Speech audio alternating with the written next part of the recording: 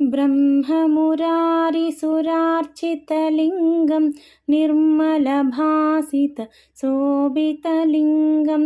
जन्मजदुःखविनाशकलिङ्गं तत्प्रणमामि सदा शिवलिङ्गं देवमुनिप्रवरार्चितलिङ्गं कामदहन करुणाकरलिङ्गं रावणदर्पविनाशकलिङ्गं तत्प्रणमामि सदा शिवलिङ्गं सर्वसुगन्धसुलेपितलिङ्गं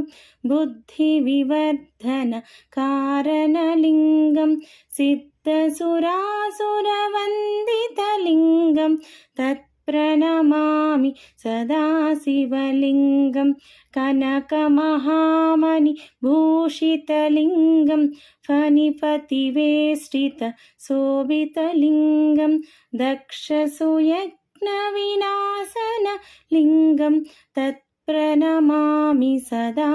शिवलिङ्गं कुङ्कुमचन्दनलेपितलिङ्गं पङ्कजहार सुशोभितलिङ्गं सञ्चितपापविनाशनलिङ्गं तत्प्रणमामि सदा शिवलिङ्गं देवगणार्चितसेवितलिङ्गं भावैर्भक्तिभिरेव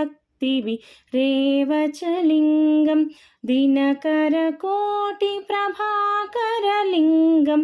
तत्प्रणमामि सदा शिवलिङ्गम् अष्टदलोपरिवेष्टितलिङ्गं सर्वसमुद्भवकारणलिङ्गम्